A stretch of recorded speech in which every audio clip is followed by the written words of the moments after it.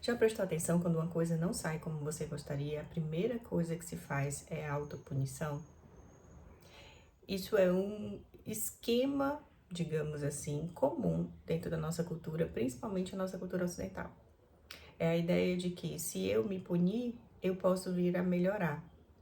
Só que eu preciso te dizer que esse não é um caminho bacana, porque é como se você estivesse minando completamente a tua autoestima, olhando para aspectos que estão fora do teu controle.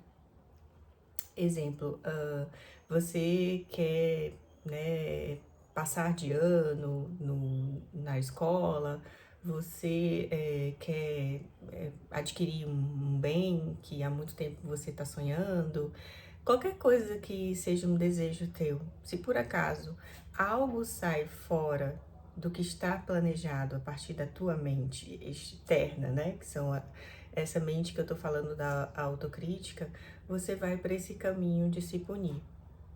E aí a gente precisa entender que esse caminho da punição, ele é péssimo, porque é como se você estivesse ativando o teu sistema nervoso a cada situação que está fora do teu controle. Então, ah, pessoas que têm baixa autoestima são pessoas que costumam se punir excessivamente. A autoestima tem a ver com a ideia central de que gostamos daquilo que estamos vendo.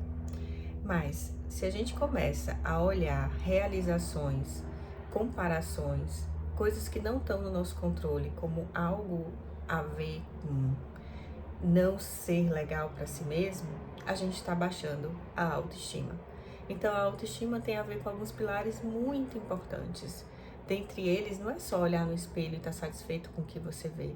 Tem a ver com a autoeficácia e principalmente com o autorreforço, que é eu me colocar para cima, né? Então, assim, a nossa cultura ocidental é uma cultura que tende a olhar coisas que não são tão importantes. Imagina se um amigo teu diz para ti que não conseguiu o resultado de algo que ele gostaria muito. Esse teu amigo iria se tratar ou tratar você de uma forma ruim por não ter conseguido conquistar essa coisa? Se a resposta que você tiver para me dizer é não, ele não iria me criticar ou ele não iria necessariamente se criticar, então essa pessoa não está baixando a autoestima tua nem de si mesma. Então, se você não faria isso com um amigo, por que você faz com você mesmo? E aí, querendo ou não, a gente vai parar na ideia de vício. Vício vem desse contexto de uma imagem que se tem sobre si mesmo. Eu tô viciada em me comparar demais com algo externo. Eu tô viciada em fazer metas inalcançáveis para mim mesma. Eu sou viciada em me rotular negativamente. Eu sou viciada em olhar para a vida como se eu tivesse num jogo tudo ou nada. Ou eu sou completamente bom, ou eu sou completamente ruim. Todas essas formas de pensar sobre si que foram sim influenciadas pela cultura, pela família, não importa de onde que veio, mas veio de algum lugar, acaba estimulando a baixa autoestima. Que a autoestima tem a ver realmente com o autoconceito de si mesmo positivo. E nesse sistema eu não vou me causar mal-estar. Existe uma diferença gritante nessa questão da autopunição, que a pessoa, quando ela se critica, ela acha que se ela se ventilar, se criticar, se maldizer, ela não vai cometer nenhum erro. Ou se ela se punir, ela vai estar, de certa forma, equilibrando aí o universo, né? Estou me punindo, eu estou causando aqui algum equilíbrio. Mas o que, na verdade, a gente tem que pensar é o mais profundo dessa história. Para que serve essa punição? E se você está se punindo, você deve estar partindo de um pressuposto de que você cometeu alguma falha, que você tem alguma culpa no cartório. Que culpa você tem? Olha, a culpa é um sentimento que eu costumo falar que tem a ver com vacilar, digamos assim, em seus valores importantes. Mas quais deveriam ser os nossos valores importantes? Os nossos valores importantes seria ser perfeito? Os nossos valores importantes seria não errar nunca? Os nossos valores mais importantes seriam se comparar excessivamente? Provavelmente não. Então, se você não está violando nenhum valor importante, qual é o problema de errar? Qual é o problema de enxergar que as coisas que necessariamente se deseja não vão ser conquistadas porque a gente não tem controle do mundo, do universo, das coisas?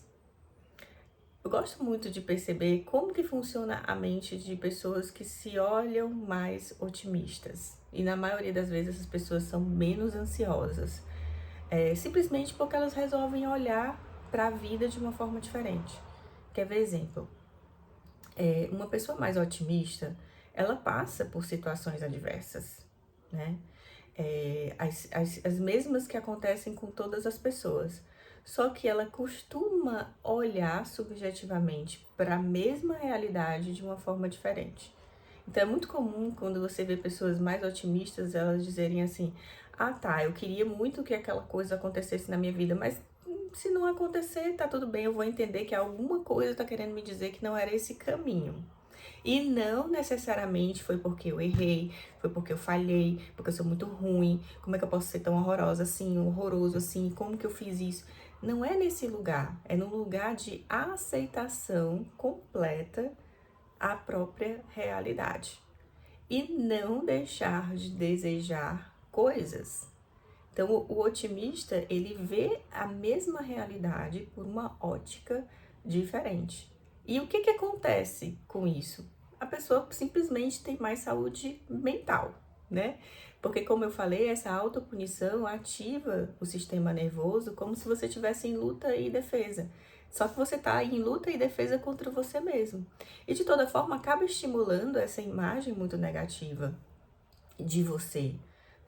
Você começa a se rotular a partir dos efeitos que acontecem dentro desse perfeccionismo. Ah, se eu não passei no primeiro lugar lá do vestibular, então eu sou tal coisa. Se eu perdi essa palestra porque cheguei atrasado, então eu mereço me punir. Qualquer coisa que aconteça, você vai para um lugar muito ansiogênico. Então não faz nenhum sentido. Só que assim, a má notícia que eu tenho para te falar é que não vai adiantar você fazer isso da boca para fora, né? E, por exemplo, você vê um vídeo aqui no YouTube e simplesmente sair desse modo de autopunição. A gente precisa entender o que tá por detrás desse vício de se autopunir, de se autocriticar.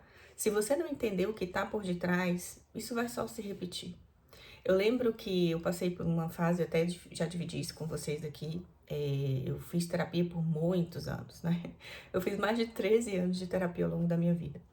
E já estava sem fazer terapia há um tempo, quando o meu divórcio aconteceu, estamos no ano de 2016, tá? Eu saí correndo voltar para terapia. E eu lembro muito que essa terapeuta maravilhosa que eu tive, eu acho que ela ficou angustiada, porque eu ficava rodando em círculos e talvez isso tenha afetado.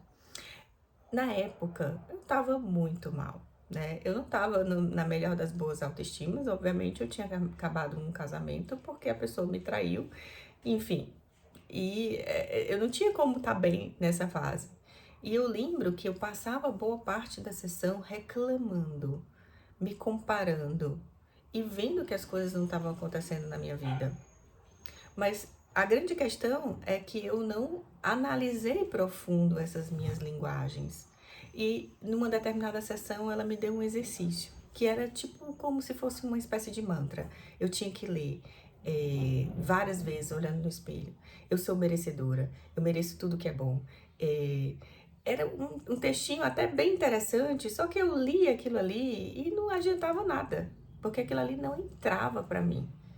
Não que eu não acreditasse que eu não era merecedora, mas é que tantas coisas que não foram como eu queria dentro da minha expectativa, que sim, tinha esse projeto paradisíaco, né, meio garantidor de certeza ou de perfeccionismo, que eu comecei a questionar se eu realmente merecia as coisas pelo que estava me acontecendo naquele momento.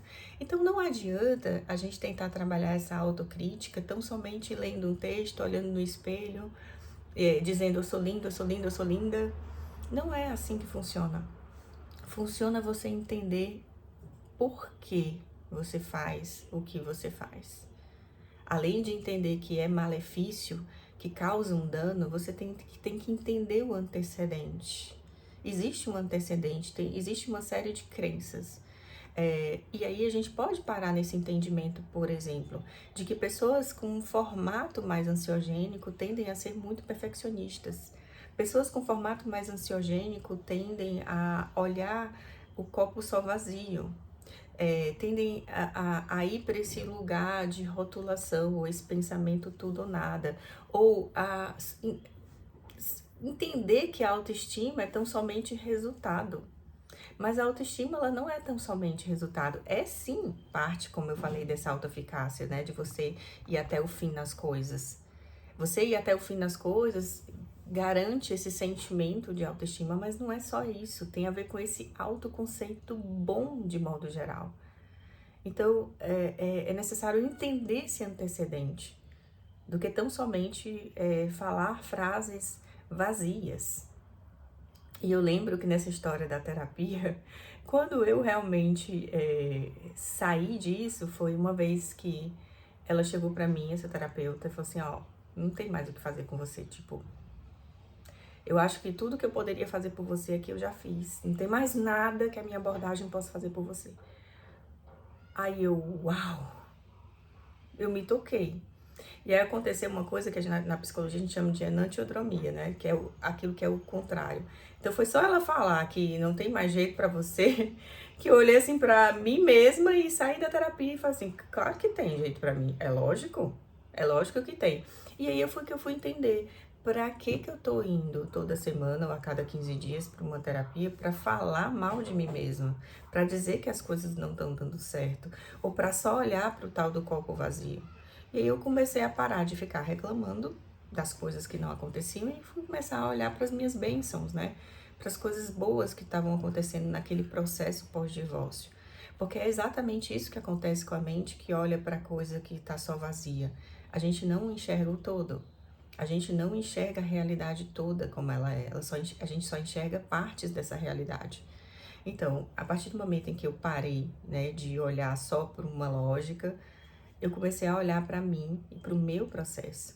E uma das coisas que ajuda muito é parar de olhar para o resultado, é parar de querer que a vida seja um eterno the end, né? Como se você quisesse passar o filme da vida e ir para o final da história, que fica tudo lindo e maravilhoso no final da história. Só que no final da história é só uma trava no filme.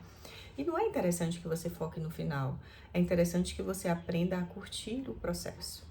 E o processo vem de rotina, vem de, aos pouquinhos, ser capaz de enxergar o todo. Então, é totalmente possível parar de se autocriticar quando que se percebe que a lógica viciante da autocrítica ou da autopunição não tem a ver com nenhuma culpa, não vai fazer você melhorar, mas provavelmente tem a ver com um universo dentro da mente muito rígido. Muito rígido. Então, quando você consegue entender essa lógica, entender realmente o antecedente, por que que você se maltrata ou você se maldiz, se é tão somente um vício, você consegue fazer movimentos para mudar esse jogo. Mas enquanto isso não acontecer, fica esse disco arranhado que eu chamo, né? Fica essa coisa que se repete, que se repete, se repete. E é realmente péssimo, né? Não tem como ter saúde mental com uma mente rígida, com uma mente perfeccionista. Então fica aí uma reflexão. Perceba se o que na verdade você quer é ter uma vida que vale a pena ser vivida, ou o que você quer é o tal dos 5 minutos. Ah, tirei primeiro lugar na prova. É isso que você quer? Você quer basear a tua vida em pequenos movimentos ou pequenas coisas externas que não estão no teu controle para sentir que você é bom? Ou você quer começar a mudar esse jogo? Enxergar a realidade como um todo. Ser capaz de perceber que qualquer tipo de perfeccionismo é uma espécie de morte. e não faz sentido morrer em vida. E assim, parando, travando, né, esse movimento, você consegue realmente melhorar a sua autoestima. Então, o que acontece com as pessoas que têm mais autoestima e, como eu falei, que são mais otimistas? É simplesmente um modo de ver.